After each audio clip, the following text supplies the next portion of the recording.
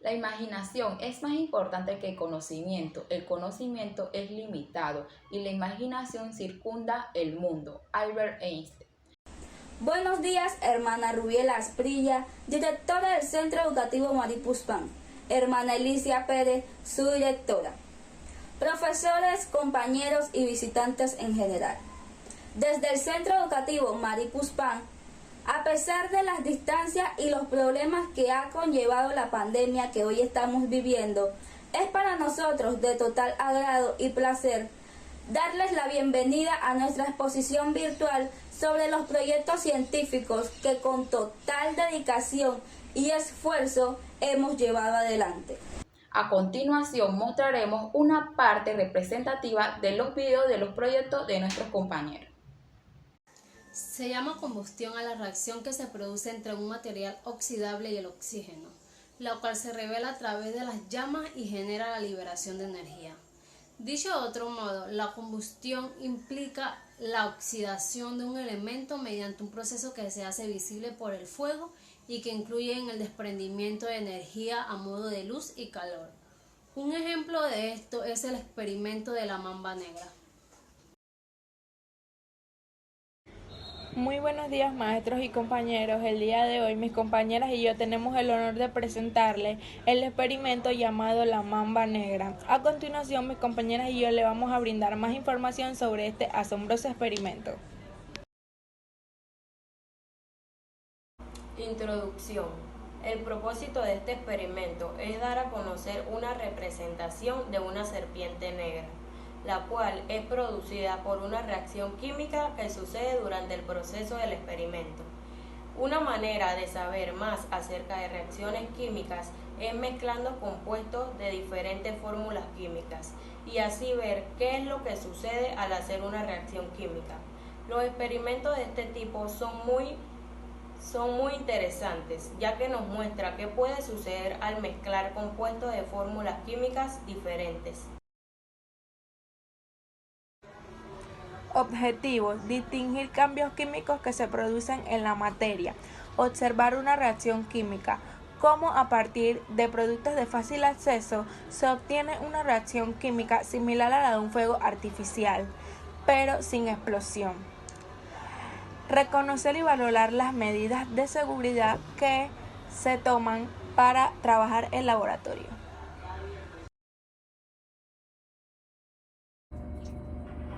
Reacciones químicas. La reacción química es un proceso en el que dos o más sustancias se transforman creando nuevos elementos. Para ello cambian sus enlaces químicos, su estructura molecular y en ocasiones el estado de oxidación de los átomos. Las reacciones químicas forman parte continua de nuestra vida y sin ellas el universo y la Tierra como los conocemos no serían posibles. Desde las reacciones producidas en el Sol para la emisión de la luz y calor, la fotosíntesis, las reacciones en el océano, la digestión de alimentos y la limpieza, todo corresponde a reacciones químicas. Estas son tan importantes y su estudio de pequeña o media escala nos ayuda a entender la vida. Los materiales que estaremos utilizando para este experimento son arena, la cantidad que usted crea necesaria, azúcar, bicarbonato de sodio, un recipiente donde ejecutaremos una mezcla y una cuchara para mezclar. También alcohol, el pico de una botella plástica y un plato. Del bicarbonato de sodio estaremos utilizando una cucharada y por 4 cucharadas de azúcar. Las porciones equivalen a una cucharada 10 gramos y 4 cucharadas 40 gramos de la misma. Procedimiento. Para este experimento buscamos un sitio ventilado y teniendo cerca una botella de agua por precaución. Lo primero que vamos a hacer es agregar una cucharada de bicarbonato de sodio y 4 de azúcar en el recipiente para mezclar.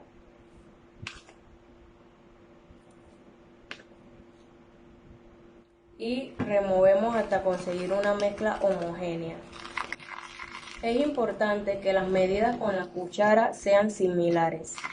Además hay que comprimir y compactar muy bien la mezcla haciendo pastillas, que son los llamados huevos de serpiente. Debemos agregar alcohol para que se comprima muy bien. Yo estaré haciendo varias pastillas.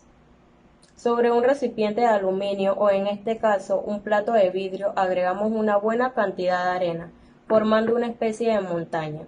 Con la cuchara aplastamos la arena en el centro y hacemos un pequeño agujero. Una vez tengamos las pastillas listas, en este caso a mí la mezcla me alcanzó para hacer 7 pastillas.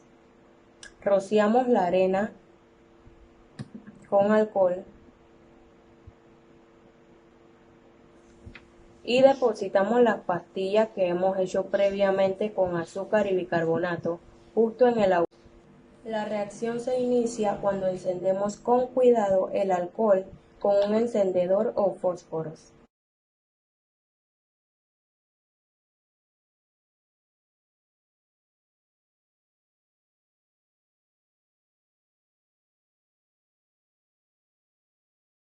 La idea es que a medida que el azúcar se quema, la serpiente crece y gracias a los gases desprendidos al descomponerse el bicarbonato de sodio. Función del bicarbonato y de la arena. En este caso la arena no interviene para nada en la reacción. Es una forma sencilla para mantener el fuego encendido debajo de los llamados huevos de serpiente durante bastante tiempo. Bicarbonato. La principal función del bicarbonato es como neutralizador de ácidos. En el cuerpo humano neutraliza la acidez del ácido clorhídrico del estómago y por lo tanto es un potente antiácido. Los científicos a menudo lo utilizan en laboratorios debido a sus propiedades neutralizantes. ¿Qué sucede? Por acción del calor, el azúcar se descompone en vapor de agua y carbono, que es el elemento que da la coloración negra a la serpiente. Paralelamente, el bicarbonato se descompone en carbonato de sodio, vapor de agua y dióxido de carbono. Lo interesante de esta reacción es la combinación de dos procesos simultáneos: la caramelización del azúcar por el vapor durante la combustión y al mismo tiempo el desprendimiento de gases tanto del azúcar como el bicarbonato, debido a la descomposición térmica del bicarbonato que produce el crecimiento de la mamba negra. Conclusión: aprender a identificar las reacciones químicas al momento de representarlas. En esta ocasión, nosotras decidimos hacer el experimento llamado la mamba negra, ya que la reacción química era una serpiente negra. Al ver este experimento, nosotras pensamos que se realizaba con materiales súper caros y tóxicos, como es el tiocianato de mercurio, pero nos dimos cuenta que es posible realizar este experimento con tan solo alcohol, bicarbonato, arena y azúcar. Elemento en la tabla periódica. El elemento que se presenta en este experimento es el carbón, ya que es un no metal. Combinado con otros elementos aparecen muchas sustancias, tanto gaseosas como líquidas y sólidas. Está presente en todos los seres vivos y su producto de combustión son el dióxido de carbono o el monóxido de carbón, que es muy peligroso.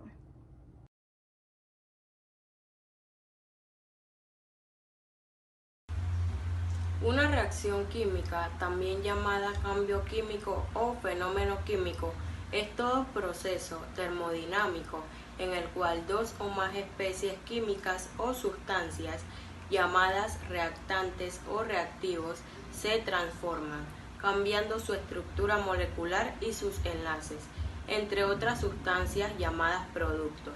Veamos el siguiente experimento. Buenos días a todos. El día de hoy realizaremos un experimento llamado erupción de espuma por los integrantes Yaricet Fuentes, Carla Aguilar y mi persona, Alain Rodríguez. Buenas, mi nombre es Yaricet Fuente y hoy les voy a explicar cómo se realiza el experimento de la erupción de espuma. Los materiales que vamos a utilizar son los siguientes: agua tibia, un frasco pequeño de preferencia que sea transparente, jabón líquido, agua oxigenada, levadura, vaso de precipitación, unas cucharas de medir, jeringas y una cuchara.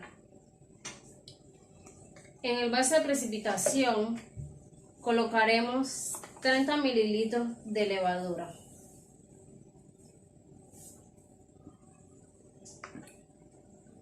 ...60 mililitros de agua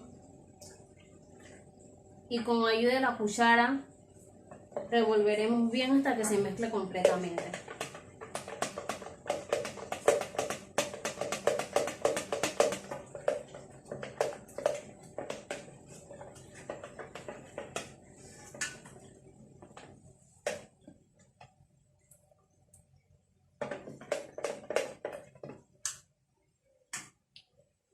Ahora vaciaremos 60 mililitros de agua oxigenada en el frasco.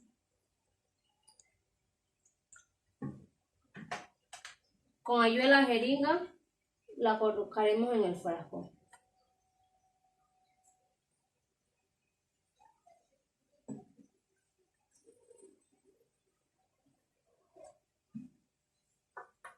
Siete mililitros de jabón. También con ayuda de la jeringa nos ayudaremos.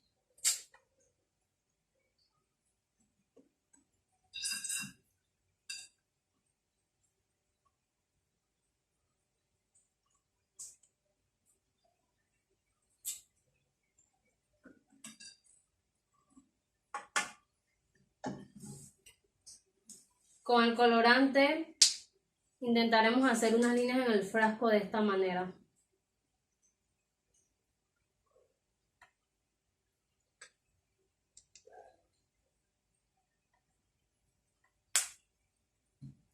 Y por último, vertiremos la mezcla de la levadura y veremos lo que pasa.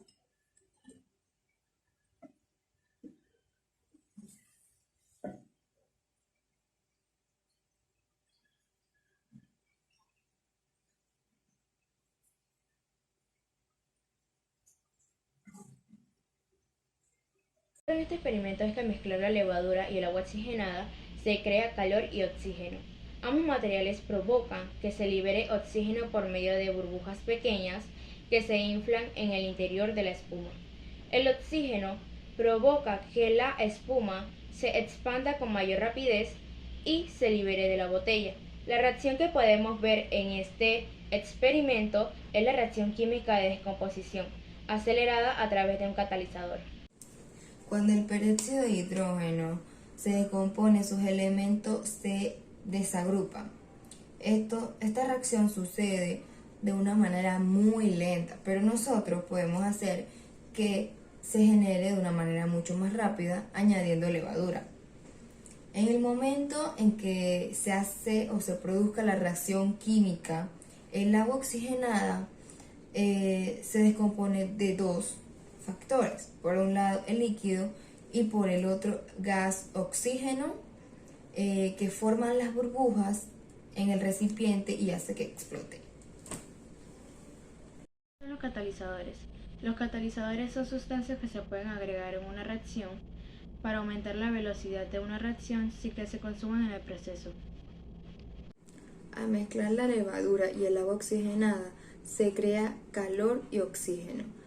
Estos materiales reaccionan liberando oxígeno a través de pequeñas burbujas que se inflan en el interior de la espuma.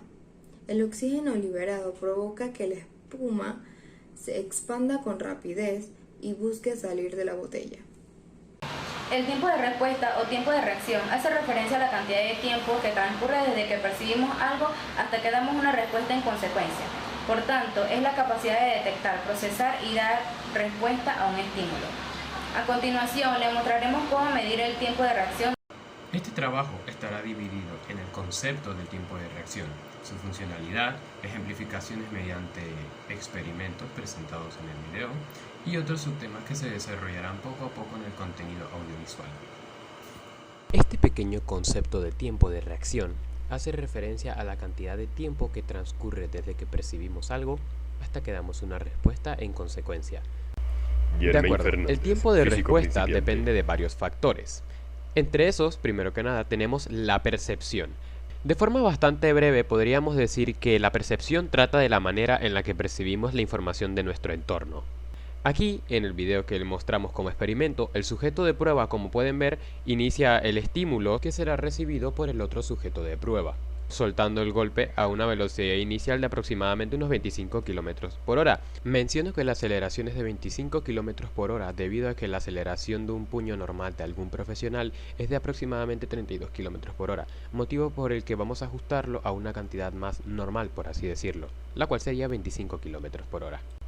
El siguiente factor es el procesamiento. El procesamiento, de forma resumida, es el proceso que inicia nuestro organismo para generar la respuesta al estímulo inicial percibido. En este caso, como podemos apreciar, el procesamiento ocurre en medio de la trayectoria del golpe hacia su objetivo. Este es un proceso bastante corto, algo que sucede bastante rápido y en cuestión de milisegundos. Es por eso que podemos apreciar una breve respuesta ante el estímulo que ya percibimos. Es en este instante cuando el cerebro empieza a formular cada posible respuesta ante el estímulo ya identificado, lo cual nos lleva al último aspecto del tiempo de reacción, la respuesta. Y es aquí cuando todas las posibles soluciones formuladas en el procesamiento se reducen a simplemente una, y es esa la cual utilizamos para ejecutar una respuesta ante el estímulo que se nos había presentado al inicio. Y como pudimos apreciar en este caso, la acción que tomó el sujeto de prueba en su corto tiempo de reacción fue la de esquivar el golpe hacia un lateral. Ya que hablamos sobre las tres fases que influyen en el tiempo de reacción, deberíamos hablar también sobre los factores que lo pueden afectar tanto positiva como negativamente. El tiempo de respuesta puede verse bastante afectado dependiendo de diferentes factores, como lo puede ser la complejidad del estímulo. O sea, mientras más cantidad de estímulos o información reciba tu cerebro, más tiempo le va a costar procesarlo. También está la familiaridad con el estímulo que estés recibiendo. En el caso de algún boxeador experimentado, recibir un golpe va a ser algo un poco más familiar hacia él, ya que está más acostumbrado a ese entorno. Para una persona principiante, le va a costar más tiempo procesar una manera correcta de responder ante ese estímulo. También debemos considerar el estado del organismo, ya que una persona que se encuentre cansada, fatigada, con calor o frío, no va a reaccionar de la misma forma que lo haría una persona con su estado físico completamente bien. Y también debemos considerar aspectos como la modalidad sensorial, ya que estímulos como los sonoros son incluso más rápidos que los estímulos visuales, y los estímulos táctiles son incluso más rápidos que los estímulos previamente mencionados. Bien, una vez que ya hemos explicado todos los conceptos, tanto como de la percepción, el procesamiento y la respuesta, podemos proceder a los experimentos del tiempo de reacción basándonos en el experimento de la regla, el cual será explicado más adelante junto con sus cálculos para poder medir precisamente de qué manera podemos obtener nuestro tiempo de reacción real. El experimento de la regla es usado para medir el tiempo de reacción y lo bueno es que no requiere de tantos materiales y es fácil de hacer. La función de este experimento es calcular el tiempo total que le toma a nuestro cuerpo realizar el proceso de elaborar la respuesta, que como bien sabes consiste en un conjunto de procesos biológicos, y cuánto tiempo tardamos en usarla. Caída libre de los cuerpos. Antes de explicar el experimento y los resultados que obtuvimos, debemos conocer la fórmula que vamos a usar. Tendremos en cuenta las fórmulas del movimiento rectilíneo y del movimiento rectilíneo acelerado, ya que estas son aplicables en la caída libre de los cuerpos, solo si el rozamiento con el aire y la resistencia puedan despreciarse. Tal cual como hacemos en los cálculos del experimento, ya que solo se toma en cuenta la distancia, el tiempo y la aceleración. Los valores dentro de estas ecuaciones son t, que es el espacio recorrido en h, y h es la altura de la caída. A es la aceleración por g, que es la constante de gravedad. Al hacer esto salen las siguientes fórmulas, que son despejes de la caída libre de los cuerpos, que nos ofrecen distintas variantes. En nuestro caso usaremos la que nos indica que el tiempo es igual a la raíz cuadrada de 2 veces la altura entre la gravedad. Para proceder, eliminamos la rapidez inicial ya que esta es igual a 0 porque la regla se suelta desde el reposo. Y entonces para la aceleración usaremos la constante de gravedad que es igual a 9.8 metros por segundo al cuadrado. Finalmente nos queda que g está multiplicando el tiempo de reacción al cuadrado y todo esto se divide entre 2. Pero para seguir desarrollándola aún más, despejaremos nuestro tiempo de reacción, que es lo que a nosotros nos interesa. Entonces el 2 que está dividiendo pasa a multiplicar al h. La gravedad que está multiplicando pasa dividiendo y nos queda que el tiempo de reacción es igual a 2 por h sobre la gravedad, pero como tiempo de reacción está al cuadrado, pasa como una raíz cuadrada y nos queda la siguiente expresión.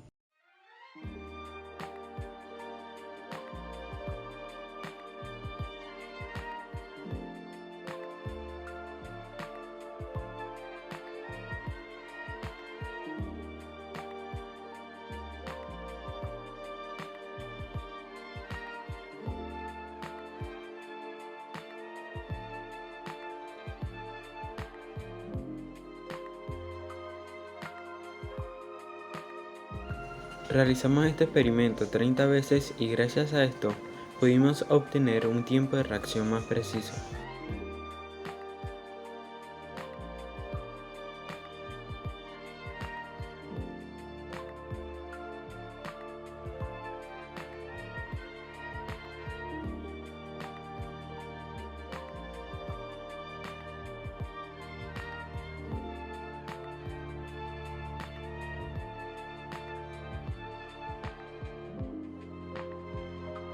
Ahora podemos ver el experimento realizado por un adulto en esta ocasión y sus resultados.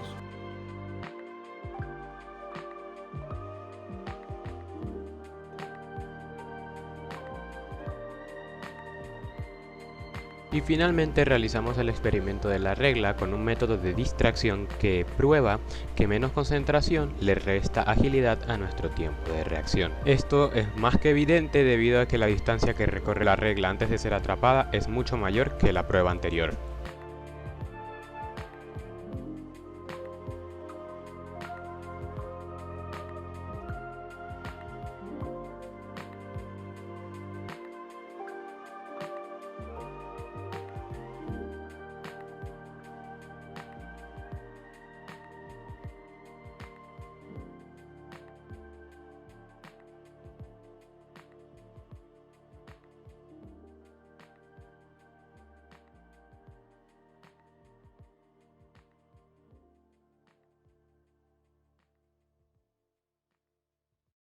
El péndulo simple, también llamado péndulo matemático o péndulo ideal, es un sistema idealizado constituido por una partícula de masa m, el cual está suspendida desde un punto fijo o mediante un hilo al cual se le puede regular su longitud y su peso. Un excelente ejemplo de control de variables es el péndulo que veremos a continuación. La física, ciencia que estudia las propiedades de la materia y de la energía, según el punto de vista de la ciencia. Muy buenos días, profesores y estudiantes todos. El día de hoy les estaremos hablando un poco sobre nuestro proyecto de física, el cual está titulado Factores que afectan al periodo de un péndulo. Con mi compañera Carolina Vega y mi persona Ruth Rojas somos del 11 Ciencias. Este proyecto cuenta con 4 figuras, la cual la primera es la base original de nuestro proyecto. Dejaremos el péndulo en libertad para poder calcular la cantidad y los segundos de oscilaciones. Ahora estaremos también buscando en el mismo la masa, la longitud, la amplitud y el tiempo. Masa, su variable es m, por la cual es la que está representada. Longitud L, tiempo T, amplitud A. El objetivo de este proyecto es estudiar los factores que afectan el periodo de un péndulo y construir un péndulo en el que podamos observar la oscilación de cada objeto. Los materiales que utilizamos para este proyecto son un trípode de bocina, madera con foamy forrado hilo pabilo, diferentes objetos, una pesa y un cronómetro. Ahora pasaremos a determinar la masa de los objetos y la longitud de la cuerda del péndulo. La longitud de la cuerda del péndulo es de 65 centímetros. La masa del primer objeto, que es la esfera navideña, es de 3 gramos. La masa del anillo es de 5 gramos. La de la pulsera es de 34 gramos. Y por último, el del hierro es de 49 gramos. La fórmula que estaremos utilizando para realizar nuestro proyecto es T igual a T sobre cantidad. De acuerdo con los resultados obtenidos y vistos, estaremos respondiendo las siguientes preguntas.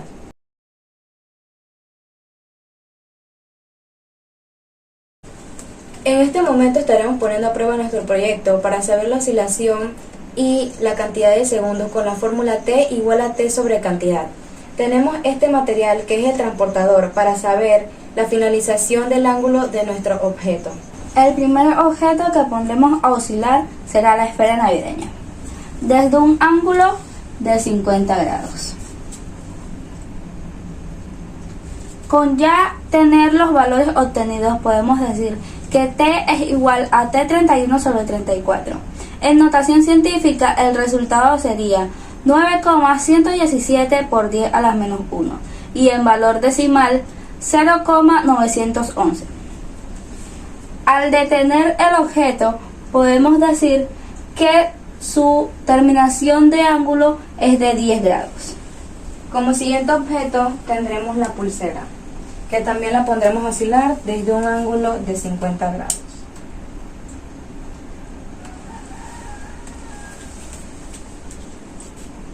Estaremos utilizando la fórmula ya dicha, que en representación de los resultados sería T igual a T 40 sobre 46, y como primer resultado de esta fracción sería T igual a T 20 sobre 23. En valor decimal sería 0,869, en notación científica 8,695 por 10 a la menos 1. Y su terminación de ángulo sería en 20 grados.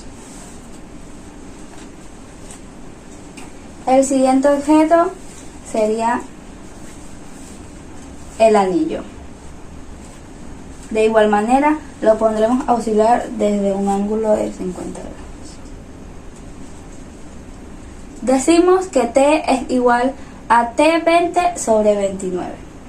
Esto nos da como resultado en valor decimal 0,896.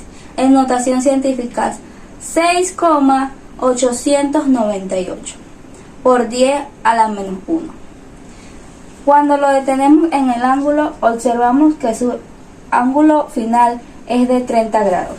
A continuación pondremos a oscilar el siguiente objeto, que es el hierro, desde un ángulo de 50 grados, como ya lo habíamos hecho con los objetos anteriores.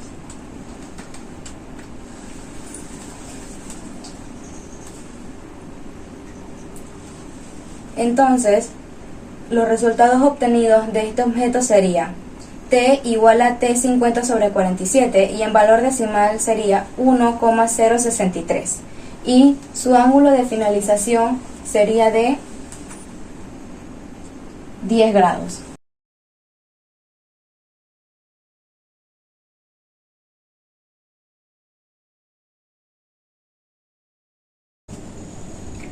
¿Afecta la masa al pedido de un péndulo?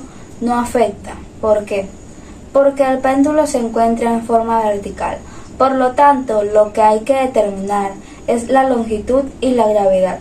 Por eso, no afecta la masa que oscila ni la amplitud de la oscilación.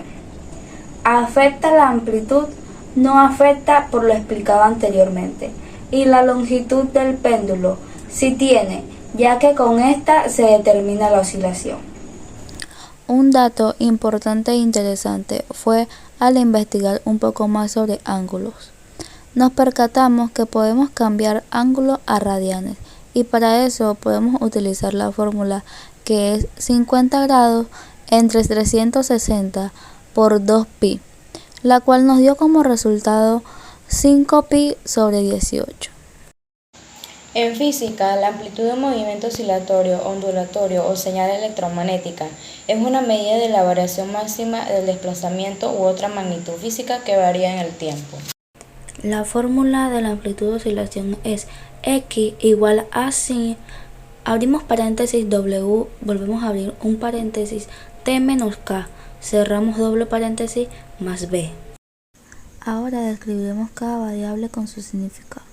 X es variable oscilante, sin es seno, A amplitud, W frecuencia angular, T es el tiempo. K es la constante arbitraria que representa la composición del tiempo y la B es la constante arbitraria que representa el desplazamiento. Como conclusión de este proyecto, en este proyecto logramos aprender sobre un poco más de la física, también sobre los problemas de cálculo anteriormente mencionados. El conocimiento adquirido fue óptimo, ya que al utilizar objetos establecidos logramos un desarrollo de manera más específica. Podemos también concluir de que los resultados mencionados no son exactos realmente, pero que con ayuda del estudio y dominando un tema podemos lograr que sean exactitud, como mencionando la longitud, la amplitud y la masa. También logramos que este trabajo sea un poco en unión, trabajando en equipo con responsabilidad y coordinación. Muchas gracias por su atención.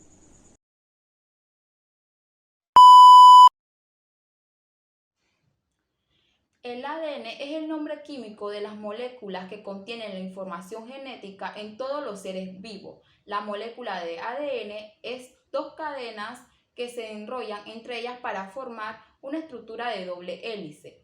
En un simple ejemplo mostraremos la extracción de esta. Buenas tardes, profesores. Mi grupo está conformado por Lía Arisa, Lisbané Ávila y mi persona Linda Ojo. Y vamos a presentarles el proyecto Extracción del ADN.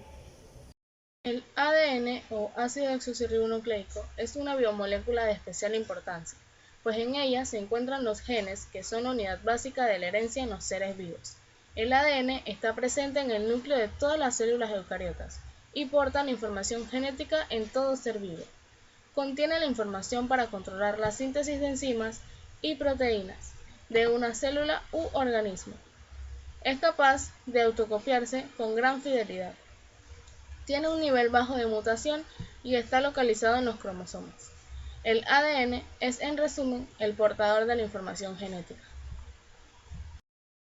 Los materiales que utilizamos para nuestro proyecto fueron 2 vasos de vidrio, una tacita de vidrio, una cucharita, sal, zumo de piña, champú, medio plátano, sal y un colador y licuadora. Es establecer el protocolo para que nos permita obtener el ADN mediante un método casero. Evitar el contacto de alcohol o jabón líquido con cualquier mucosa corporal. No utilizar fuente de ADN con mucha fresa o uva. El alcohol debe estar lo más frío posible. La agitación y la mezcla manuales deben de hacerse con mucho cuidado, si no se puede romper la molécula. Como primer paso vamos a vertir el guisante en la licuadora.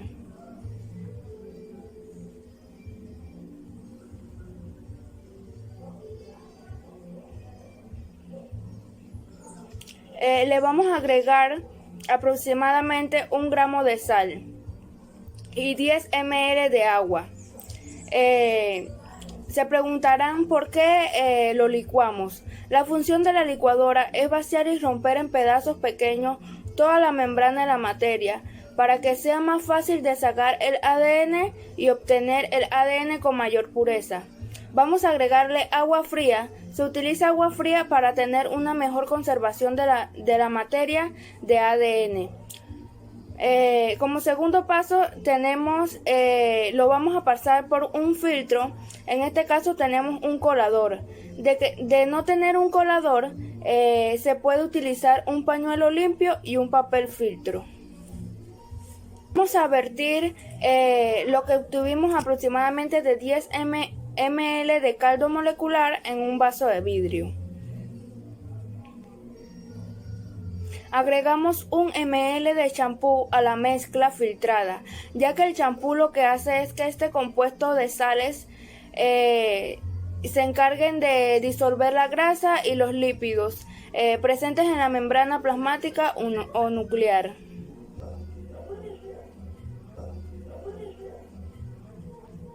Para terminar de purificar el ADN y obtenerlo lo más limpio posible, vamos a utilizar el zumo de piña. Esperamos 2 a 3 minutos aproximadamente hasta observar que se han formado unos filamentos. Agregamos 20 ml de alcohol y 10 de caldo molecular, siempre tenemos que agregarle el doble.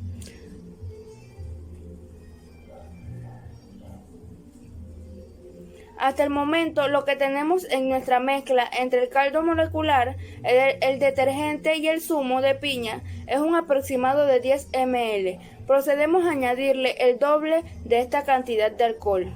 Utilizamos el alcohol en el ADN, es una molécula muy larga y tiende a agruparse al ser de alcohol menos denso que el agua.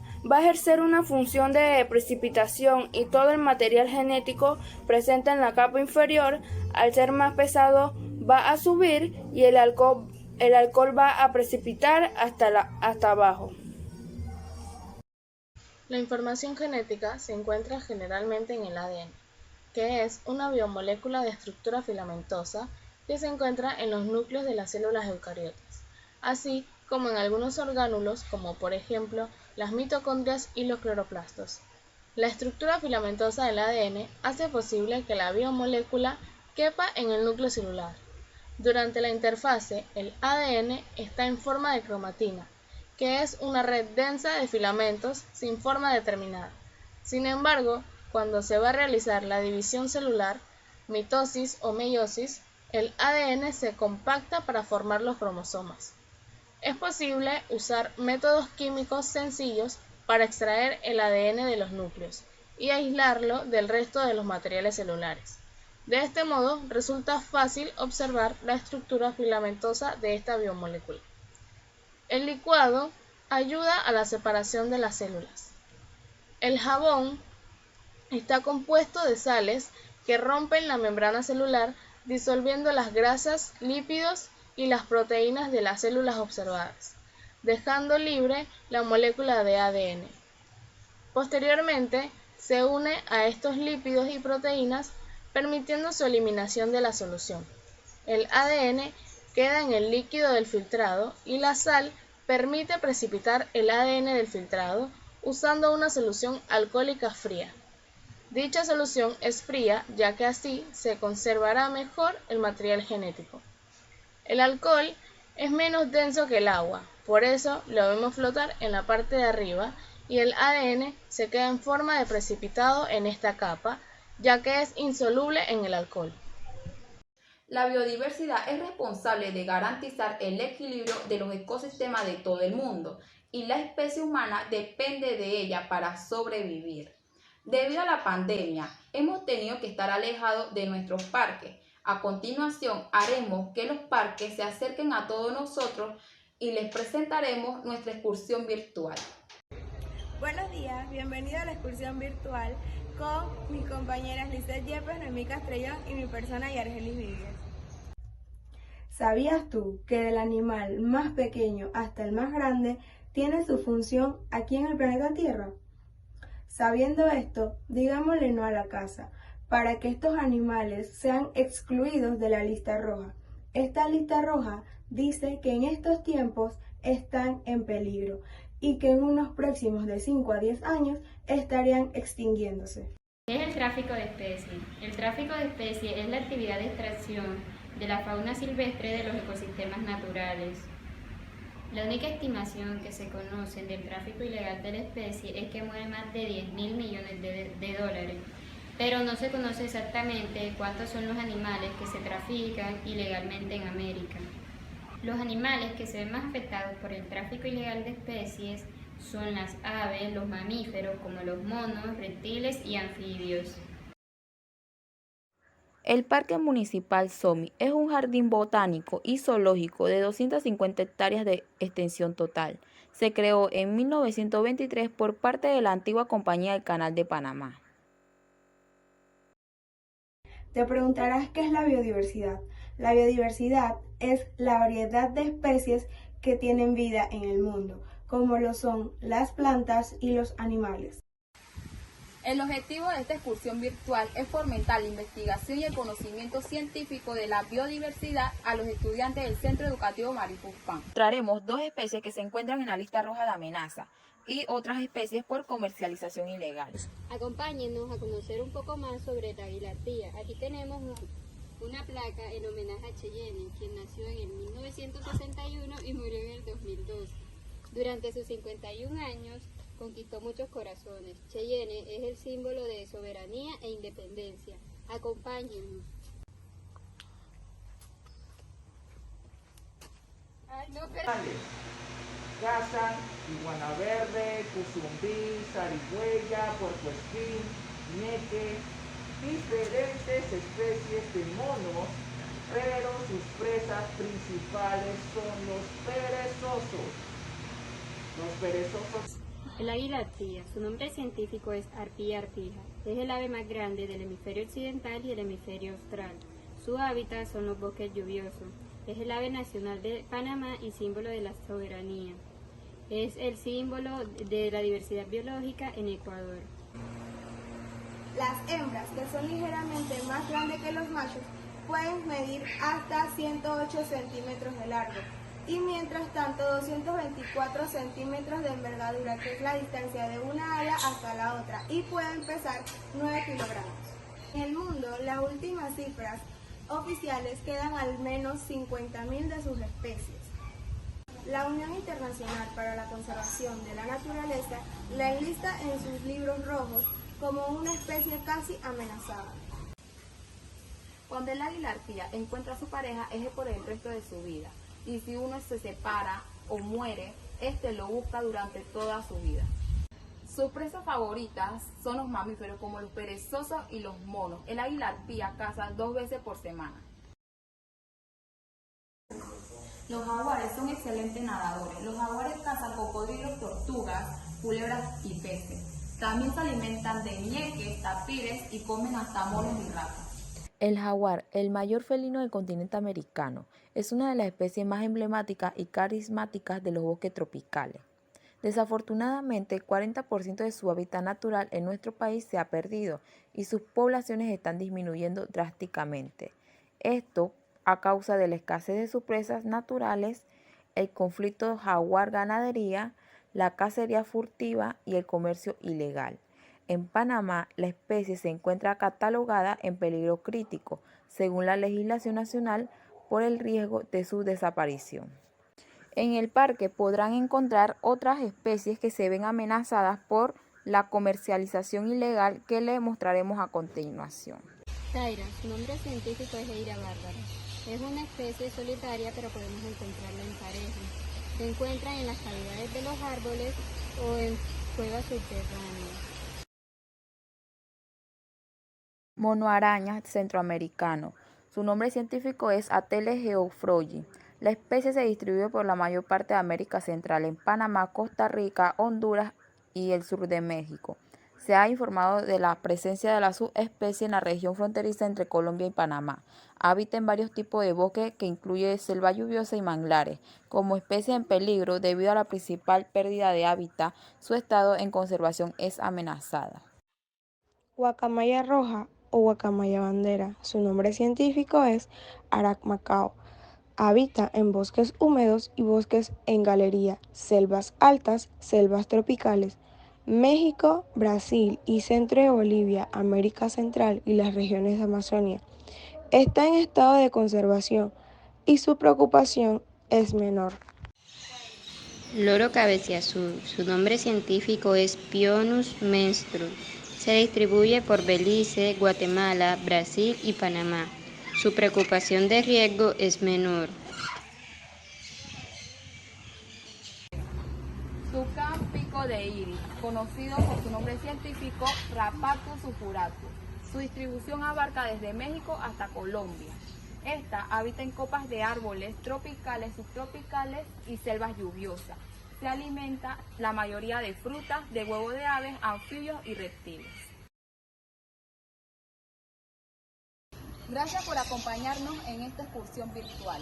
Esperamos que le haya gustado. Adiós.